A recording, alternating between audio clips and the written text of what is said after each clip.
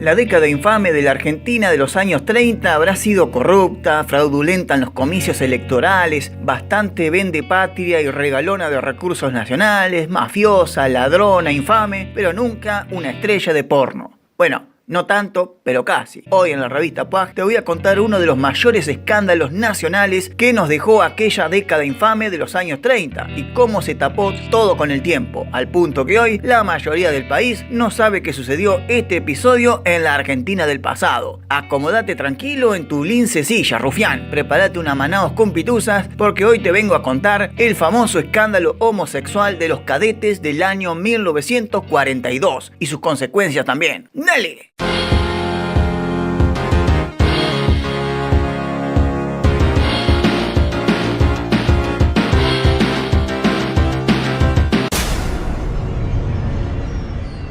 El 6 de septiembre de 1930, Argentina entró en un periodo oscuro otra vez de la historia, no solo a nivel político, sino también social, económico, ético, moral, militar, poblacional, etc. El golpe de Estado contra el gobierno del peludo Irigoyen había interrumpido la democracia que venía dándose de manera continua desde el año 1862. Una junta militar comandada por los generales José Félix Uriburu y Agustín Pedro Justo, más todo el apoyo cívico ignorante y resentido contra el radicalismo de los años 20, más todo el conservadurismo que quería retomar el poder luego de más de 15 años de haberlo perdido, y también el incondicional apoyo de cadetes militares y capitanes policiales, sacaron al presidente electo e instauraron un régimen dictatorial con mucha persecución. Ese fue llamado el golpe de los cadetes, ya que aquellos cadetes del Colegio Militar de la Nación que venían haciendo trabajos menores, casi imperceptibles en el ejército y en la armada también, tomaron fuerza al acompañar a los principales promotores del golpe hasta la Casa de Gobierno. Uno de ellos, como vemos en la foto, era Juan Domingo Perón, como capitán. Luego, con el gobierno de Uriburu y luego de Justo, que ingresó como presidente electo en unas elecciones más truchas que billete de 3 pesos, los cadetes fueron reconocidos como pieza fundamental del golpe, y entre las tantas obras públicas que mandó hacer el presidente Justo durante su gobierno, una de ellas fue la sede de los cadetes en el Palomar. Pero, ¿qué tiene que ver todo esto con el gran escándalo sexual de 1942? Y mucho, porque el colegio de los cadetes durante los años 30 creció muchísimo, aceptando más voluntarios de todo el país, tanto menores como mayores de edad. Recordemos que la mayoría de edad en ese entonces era de 21 años, y esto trae aparejado las dudas con respecto a la homosexualidad en el ejército argentino, donde ya había habido escándalos muy sigilosos antes. Uno en la década de 1880, otro en 1905, otro que sí fue conocido en 1906 como un crimen pasional entre un capitán y un mayor. Estaría hacer ese video, ¿no? Más adelante. Y otros casos menores muy poco conocidos. Y al hablar de homosexualidad en los años 30 en Argentina era como hablar hoy de algo muy tabú. Era un tema que había que ocultar sí o sí. Podía peligrar la masculinidad argentina en el mundo. Ni hablar si estaban metidos dentro del ejército. Qué papelón, dirían, ¿no? Entonces los gays de la época se movían mejor que un ninja, porque existían. Claro que existían. El travestismo también existía, pero todo estaba comunicado en ciertas claves, lugares y antros secretos, puntos de reunión con antelación, el departamento de uno, un bar cerrado de otros. Ser gay en esa época es como ser feminista hoy en Palestina. Andá a pelar las tetas en un lugar donde las mujeres están tapadas hasta la cabeza, ¡oh!, te liquidan. Bueno, eso pasaba con la homosexualidad en la Argentina de los años 30. Y acá aparece un protagonista de todo este caso que derivó en un escándalo nacional, Jorge Horacio Balbé Piñero, nacido en 1920 en Buenos Aires. Este venía de una familia aristocrática porteña, de los Balbé Pallejá y los Piñero Stegman. Donde yo resido, los Stegman siguen teniendo tanto poder hoy como en esa época. Pero en 1925 muere el padre de Jorge y la mamá, doña Leonor Piñero Stegman,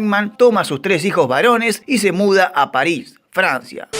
Y vivir en la Francia de los años 20, donde había muchas fiestas nocturnas interminables y antros de todo tipo, era como para tentar al mismísimo diablo. Y Jorge Balbé creció con todo esto a la vista, pero pasados los años 30 volvió a la Argentina y se instalaron juntos en el barrio de La Recoleta, en la ciudad de Buenos Aires. Ahora, siendo adolescente, Jorge frecuentaba la calle Juncal, la calle Arenales, la avenida Santa Fe, la avenida Callao, Montevideo, Tucumán, la avenida Corrientes, y en el medio de una familia aristocrática porteña porteña, con pasado parisino y sin una figura paterna, comenzó a tener acercamientos a grupos de chicos del asunto. Así se decía a los antros y grupos de hombres homosexuales en esos tiempos, que, como dije, tenían sus puntos de encuentro específicos, medio escondidos dentro de la gran ciudad. Ya a la edad de 18 años, en 1938, Valvé Piñero comenzó a conocer cada vez más gente del ambiente homosexual porteño. Conoció más lugares secretos, tanto en barrios céntricos como en la periferia también. Comenzó de a poco a tener una especie de libertad que no comprendía desde años anteriores, que venía desde su mismo interior. Su homosexualidad latente que lo tenía medio confundido, pero que al frecuentar estos lugares y gente del ambiente se aceptó tal cual era. Contrajo muchos vicios, muchas costumbres, como la de los bailes homoeróticos, antros de tangos solo para ellos. Sí, así es, bailaban tango entre varones. Y por supuesto había fiestas con bailarinas, la noche porteña en su máximo esplendor, pero todo bajo un estricto secreto. Solo los que estaban en el asunto lo sabían. Pero así como contrajo nuevas costumbres y nuevas amistades, Valvé comenzó a consumir drogas de la época. El opio y la cocaína ya era cosa de la clase alta, pero también consumía en grandes cantidades el Actedol, una especie de estimulante de fosfato, y también era adicto al éter. Esto le causaba placer, lo desbordaba de conocimientos, de gozo, de añoranzas, volvía a ser él mismo, decía el mismo Valvé luego del escándalo del 42.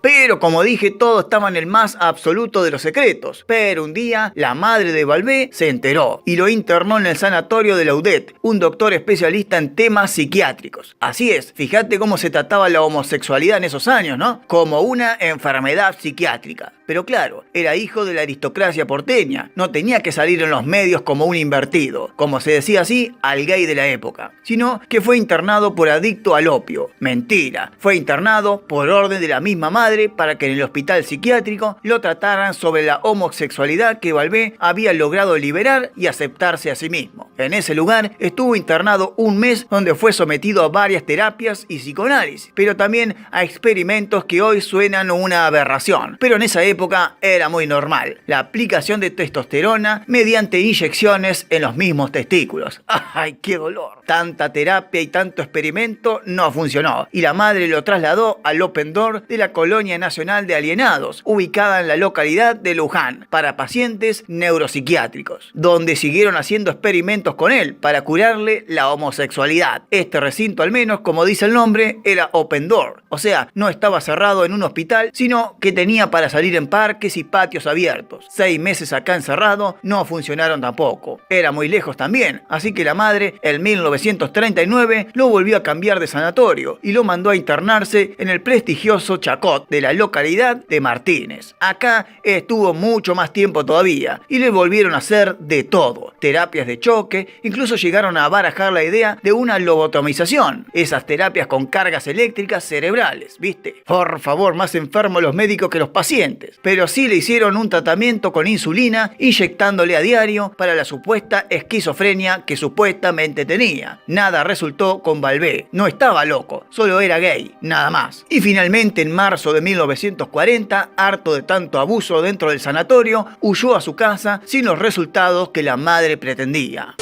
Peleado a muerte con su madre, que no aceptaba la condición del hijo, ni tampoco el estilo de vida que quería llevar ni los lugares que frecuentaba, ni nada por el estilo, Jorge se fue a vivir con sus abuelos ahí cerca, en el mismo barrio de La Recoleta, sobre la avenida Santa Fe. Estuvo allí hasta julio del 41, que cumplió 21 años, y ahora sí, era mayor de edad. Ahora podía hacer lo que quería, y él mismo lo dijo en una vieja biografía que logró encontrarse de él, que luego de los 21 años iniciaría una nueva vida de placer absoluto y libertad, en la que mi única preocupación sería para mi placer personal y mi único propósito de procurarlo. Se fue de la casa de los abuelos y alquiló una casa de soltero en el centro. Allí comenzó a tener sus propias reuniones con sus nuevos amigos, todos los que estaban en el asunto. Iban a parar a la casa de Valvé en una de sus tantas reuniones y jodas. En esa época era común ver a Valvé y sus amigos tratando de levantar chongos, locas y prostitutas por la avenida Santa Fe para sus encuentros eróticos en su departamento. Mi modus operandi, decía Valvé, es conducir autos a baja velocidad por la avenida Santa Fe o la avenida Corrientes a altas horas de la noche, hasta encontrar a alguien alguien que me llamara la atención, porque era común en esos años que hombres caminaran solos en búsqueda de otros hombres por esas calles a altas horas de la madrugada. Era nuestro código, decía, pero cuando murió su abuelo, heredó parte de una gran fortuna de los Piñero Stegman y se mudó nuevamente al barrio de La Recoleta, en un departamento más amplio sobre la calle Junín al 1300. Fue en esos meses de su nueva casa que Balbé encontró una vocación, una manera de poder combinar trabajo, profesión, arte y sexo: la fotografía.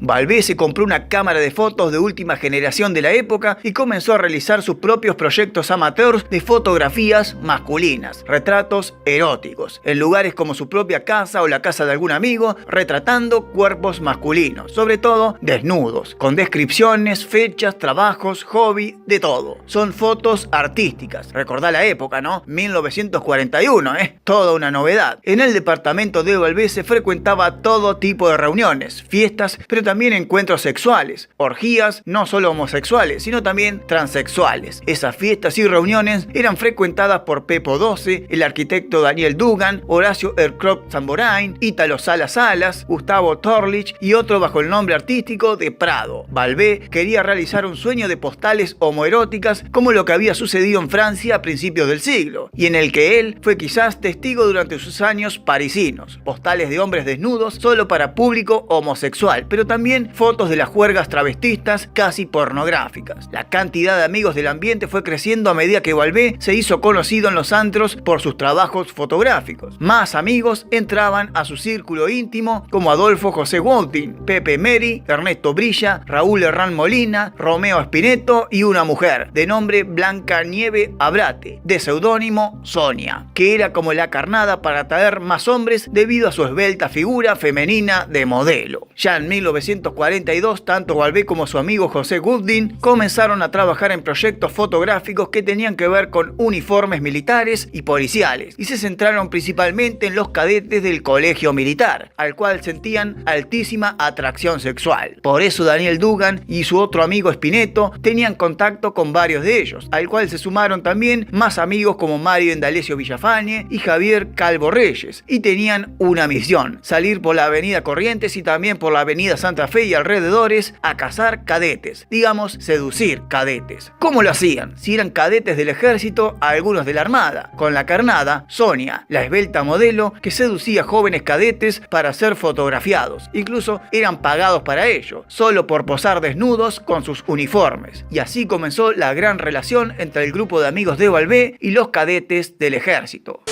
Balbé conoció a un tal Pedro, su primer cadete, cual fotografió hasta el hartazgo y comenzaron una especie de romance. Goodwin, por su parte, también fotografió a otros cadetes e inició una relación sentimental con otro de nombre Juan Carlos. Y así comenzaron las fiestas gays entre cadetes, fotógrafos, amigos de Balbé, el mismo Balbé, y hasta frecuentó varias veces este círculo íntimo el famoso Paco Yamandreu, el que luego sería amigo, diseñador y vestuarista de Eva Perón. El proxenetismo, la promiscuidad y la fiesta gay porteña brillaba entre los del asunto, y cada vez más cadetes se veían seducidos por Sonia y que luego entraban al círculo del modelaje masculino homoerótico. Pero todo iba muy lindo hasta que explotó el 19 de junio de 1942, cuando un compañero de la habitación de Pedro, el amigobio de Balbé, comenzó a sospechar ciertas salidas y juntadas y ciertos amigos raros que tenía el compañero de armas. Uno de ellos, el mismo Ernesto Brilla, al cual conoció, entabló conversación y luego lo espió. Lo siguió por toda Buenos Aires y vio con sus propios ojos cómo Brilla y el cadete Pedro seducían jóvenes por la avenida Santa Fe a medianoche. El cadete le dijo a su superior, el cabo 10, y así arrancó una investigación secreta de unos pocos oficiales investigando qué hacían los cadetes a medianoche por la avenida Corrientes o la avenida Santa Fe y alrededores. El cadete que descubrió todo esto revisó las cosas de su propio compañero de habitación, Pedro, y allí encontró cajas de bombones, dulces, un anillo de oro, un depósito de dinero, bastante dinero para ser un cadete de esa época, pero lo que más le llamó la atención fue que en ese depósito de dinero estaban en pequeños paquetes con el nombre de Balbé Piñero. La investigación siguió su curso y cada vez más oficiales del ejército entraron en el tema. Ahora mandaban a los mismos cadetes a ser seducidos por los proxenetas y así entraban como espías a estas fiestas homosexuales. Y así finalmente descubrieron muchos cadetes en orgías sexuales con los amigos de Valvé. El superior, el sargento Inchauspe, no creía semejante falacia y asistió él mismo a las fiestas gays con sus cadetes. Una en exclusivo fue durante el cumpleaños número 22 de Valvé y allí encontró lo que sus súbditos le habían comunicado: cadetes en fiestas homosexuales. Incluso Inchauspe tuvo un altercado fiero con Spiretto cuando este intentó tocarle el pene en el baño, donde varios tenían relaciones sexuales y se drogaban. Listo, Inchauspe salió de ahí completamente anodadado. De repente, el ejército estaba lleno de locas. ¡Oh! Y ahora resulta que todos son locas. Sí, no es un chiste de Homero. Así se solían decir a los travestis en esa época. Inchauspe se los comunicó a todos los superiores del Colegio Militar de la Nación y se armó la cagada. Impacto. En agosto, el primer teniente Noms realizó un exhaustivo informe con todos los datos que Inchauspe había logrado, mediante su propio testimonio, como también los testimonios de sus cadetes que él mismo mandaba a espiar en esas fiestas gay. Y el 21 de agosto, la Policía Federal ingresó al departamento de Valvé Piñero para un allanamiento, y allí encontraron 121 fotos que involucraron a muchos cadetes del colegio militar, lo que por obvias razones de la época fueron expulsados, despedidos y sancionados muchos de ellos. Una semana después, en septiembre, cuando ya la noticia había llegado a los medios porteños, que se desparramaba de a poco por todo el país, el coronel Daul firmó una orden militar de expulsión de 9 cadetes, y otros 6 fueron dados de baja, y otros 14 fueron durísimamente castigados. Otros, con más suerte, si es que es una manera de decir suerte, tuvieron mucho tiempo de arresto en la misma sede militar. Te imaginarás la cantidad de burlas que habrán recibido los demás, ¿no? No quiero imaginarlo. El 3 de septiembre de 1942 se volvió a realizar un segundo allanamiento en el departamento de Valvé Piñero, porque una nueva denuncia muy grave caía contra el fotógrafo amateur. 3 hombres de la clase alta, quizás amigos de la familia Valvé Piñero, de apellido Cuyen, Basigalupo Rosende y de Lepiano Rawson, denunciaron ante justicia civil que dentro de los cadetes que habían frecuentado estas fiestas gays y homosexuales, más muchos de ellos posar en fotografías, había menores de edad, cadetes entre 18 y 20 años, que estaban en estas fiestas y fotografías que el mismo Valvé organizaba con sus amigos. 3 días después de intensa búsqueda, la policía detuvo finalmente a Valvé Piñero y fue acusado por corrupción de menores. En letra chiquita, lo habían detenido por organizar fiestas homosexuales con cadetes, ¿no? Entiéndase el mensaje entre líneas. Bueno, la cosa es que Valvé fue acusado por corrupción de menores y toda la culpabilidad del caso de los cadetes cayó sobre él. Él fue señalado como el jefe de esta pandilla de corruptos y proxenetas. Y ante la aparición de cualquier otro caso de cadetes homosexuales, todo iba a parar al expediente de Valvé Piñero. Una persecución ideológica tremenda, ¿eh? Tal fue así que para los medios, luego de octubre del 42, el caso fue conocido como el caso Valvé, y no como lo conocemos hoy, como el escándalo de los cadetes. Claro, era mejor caerle a un tipo, un fotógrafo amateur, que caerle a la homosexualidad dentro del ejército, ¿no? Cosa que, como dije antes, ya había pasado en varias ocasiones anteriores. Acá toda la culpa la tenía Valvé para el ejército, los medios y bueno, la gente que consumía estos pasquines. Pero, ¿qué onda la sociedad argentina justamente? ¿Cómo se lo tomó cuando todo esto sale a la luz? Te cuento. Más que un impacto social o desprestigio del ejército, el impacto fue más bien moral. Recordemos la fuerte influencia de la iglesia en estos tiempos también, ¿no? Como también recordemos que estamos hablando del año 42, cuando en Europa se estaban cagando a tiros con los nazis. Argentina no entraba a la guerra, ¿por qué? ¿Porque éramos un ejército de maricas? Habrán pensado. No, ¿cómo vas a decir eso del ejército? Lo que sí la pasaron mal fueron los cadetes. No solo los implicados en el caso Valvé, sino también los otros también, los que no tenían nada que ver. Ahora resulta que todos los cadetes del país eran invertidos. Y así comenzaron a sufrir toda la homofobia argentina junta. Burlas sociales y cargadas a lo bestia del machismo argento, que no podía comprender que el ejército tuviera casos de homosexualidad tan descubiertos al mundo. El Ministerio de Guerra del reciente gobierno de Ramón Castillo emitió una resolución que obligaba a portar públicamente el uniforme de cadete a pesar de cualquier incidente, cargada o burla social que ellos tuvieran en la calle, pero que en caso de que sufrieran algún tipo de burla o chiste homofóbico, respondieran para no desprestigiar el honor militar. De hecho, durante septiembre y octubre del 42 se reportaron muchísimas peleas callejeras entre cadetes y civiles, entre los que se burlaban de los uniformados y los que defendían el honor militar de llevar puesto un uniforme del ejército, como había mandado el presidente de la nación a defender. Incluso, fíjate la locura del tema, ¿no? Se organizaron grupos de cadetes, obviamente muchos más machistas y fortachones, golpear gente. A cualquiera que los veía medio raro, a aquellos que le decían algo, sufrían una tremenda golpiza por parte de estos cadetes. Fue tal el descalabro social que se armó en ese tiempo con este escándalo de los cadetes que muchas familias aristocráticas e incluso otras de clase media sacaron a sus propios hijos del colegio militar. Otros, por sospechas, mandaron a sus propios hijos al exterior del país para que se cure de la homosexualidad. Una locura. También se habló de un grave aumento de la homosexualidad argentina debido al cierre de prostíbulos, tras sancionada la ley de profilaxis social del 1936, que hizo tirar abajo muchos cabaret y prostíbulos conocidos de la época, aunque eso siguió funcionando en la clandestinidad, por supuesto.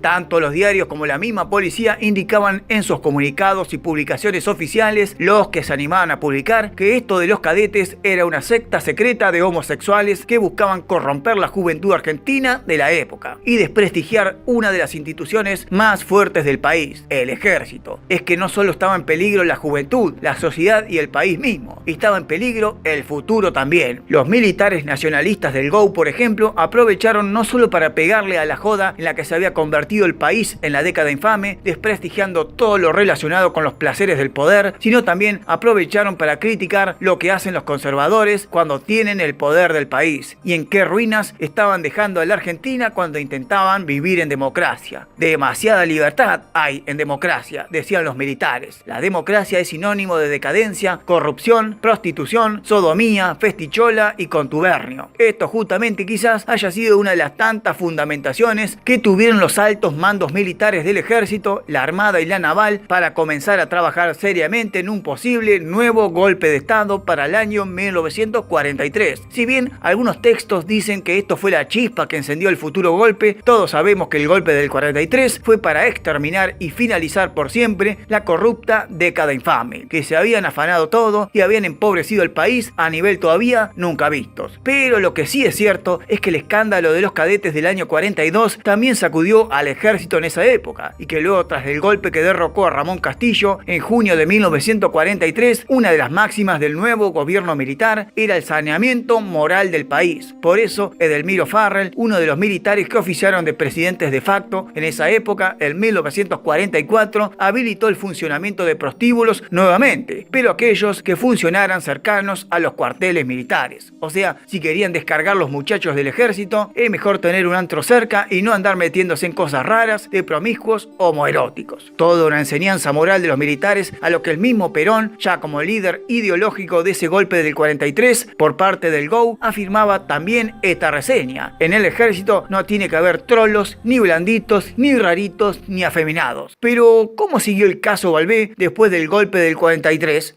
Mirá. El escándalo de los cadetes en 1942 había desentrañado una homosexualidad latente en el país, cual veían esta condición sexual de varones como una enfermedad mental, como dije al principio del video, ¿no? Entonces comenzó la persecuta hacia ellos, naciendo quizás así el gran foco homofóbico más grande del país hasta ese entonces. A varios de los denominados cabecillas de la corrupción, como Nahón, Oswald y Subercaseaux, tuvieron que exiliarse en Uruguay hasta que proscribiera la causa sobre ellos, solo que a Nahón lo volvieron a detener. A José Goldwyn, uno de los amigos más cercanos de Balbé Piñero, lo detuvieron junto a Spinetto el mismo día que apresaron a Balbé. El juez de la causa, de apellido Campo, ordenó estrictamente la búsqueda de todas las personas que aparecían en las fotos de Balbé y sus amigos. Escuchá lo loco de esto, Buscaban con los testimonios aportados a todos aquellos hombres que oficiaron el rol de pasivos sexuales para detenerlos, mientras los que oficiaban del rol de activos sexuales eran cuestionados por la sociedad, pero ayudaban a encontrar a los otros como buchones, ya que ambos eran considerados hombres invertidos. Solo por la penetración eran juzgados de distinta manera, por Dios. Pero a medida que la investigación siguió su curso, mediante aprietes a cadetes y otros cómplices investigados, llegaron más nombres del ambiente del asunto gay, y nombres prestigiosos de la alta fama en Argentina, tanto en los negocios como en las artes, las fuerzas armadas y hasta los sistemas ejecutivos y judiciales. ¡Chan! Y ahí aparecían apellidos como Pacheco Bosch, Martínez de Oz, Cuyén Crisol, y también cayeron en la volteada el escritor paraguayo Carlos Ubizarreta, Raúl Padilla, Bres Miranda y el coreógrafo Rafael García. A otro artista español lo exiliaron del país. A finales del 42 y principios del 43, el fiscal de la causa de apellido Landaburu elevó la causa de corrupción de menores / persecución homofóbica y pidió prisión preventiva para todos los detenidos, desde Valvé Piñero hasta Goodwin, Spineto, Villafañe, Calvo Reyes, Brilla, la mujer Sonia, Olchansky, otro de los proxenetas que buscaban hombres en la noche porteña en la calle. También tuvo prisión preventiva Arata, Lucantis y Carlos Podestá Méndez, todos por cargos de corrupción de menores y asociación ilícita. Después cayeron más, como Naón, Dugan, Krempien, Barón Gel, Bres Miranda, Ponteferrada, García, Cabrera, Padilla, Emery, Miura, Frías, Salas, Serrano, Horacio González, más todavía el cargo del denunciante, todos encanados. Están todos detenidos. En marzo de 1944 se sentenció a 2 años de prisión para Padilla y Emery, 2 años y medio de prisión para Lenk, otro más detenido, 3 años de prisión para Sonia, Arata, Naón, Calvo, Villafañe, Bres Miranda, Krempien, Miura, Dugan y García, 3 años y medio de prisión para Podestá Méndez, 4 años de prisión para Lucantis y Salas, 5 años de prisión para Olchansky, 8 años de prisión para Goodwin, 12 años de prisión para Ernesto Brilla y 18 años de prisión para Valvé Piñero, el principal apuntado como el jefe de toda esta corrupción homosexual. Luego la pena fue bajada a 12 años de prisión que cumplió hasta el año 1954, que finalmente pudo salir. Pero, ¿quiénes estaban dentro de estas fotos tan polémicas además de los cadetes? Y había colectiveros, canillitas, boxeadores famosos, policías, militares, lecheros y acomodadores de cine. Es increíble, pero acá aparece un nombre muy pero muy famoso de la época. Curioso, pero recontra famoso. ¿Sabéis quién estaba en esas fotos de Valvé Piñero? El gran Charro Moreno. Sí, Juan Manuel Moreno, el crack de River, de la selección argentina, uno de los mejores jugadores de la historia del fútbol argentino y del fútbol mundial, aparecía fotografiado desnudo en las fotos de Valvé. El Charro Moreno fue citado a tribunales para declarar qué tenía que ver él con Valvé y con los demás amigos, y el Charro en su declaración admitió ser amigo del arquitecto Dugan, pero desconocía su homosexualidad y que esas fotos de él desnudo era puramente artística, para exaltar su complexión atlética. Es que el Charro Moreno levantaba suspiros en las mujeres y también en los varones. Mirá el estado físico que tenía, papá. Y como hombre eterno de la noche, el Charro frecuentó todo tipo de antros. Luego el domingo la rompía en la cancha como si nada. ¿Habrá sido este caso Valvé la explosión definitiva en la tensa relación entre el presidente Antonio Liberti de River y el crack del equipo? Porque te cuento que al mes siguiente de estos casos, en 1944, cuando se descubrieron las fotos del Charro, Moreno quedó transferible y se fue a jugar a México durante 2 años. Mirá lo que se viene a enterar uno cuando lee cosas nuevas, ¿no? Lamentablemente para el amigo de Moreno, el futuro no existió, porque luego de cumplir la condena, salió en libertad y se quitó la vida. Mientras Naón, uno de los detenidos, se escapó y no volvió a ser encontrado nunca más. Mientras que en 1947, ya con el gobierno de Juan Domingo Perón, se redujeron varias penas, como la que te dije de Valvé, de 18 a 12 años de prisión, la de Brilla, de 12 a 9 años, y así con los demás. Varios de los condenados, al salir, se quitaron la vida por vergüenza, y otros huyeron a Europa. En 1946, cuando Perón era presidente, se filtró una larga lista de sospechosos de haber participado en aquellas orgías homosexuales durante el año 42. Y acá aparecía el nombre de Roberto Noble,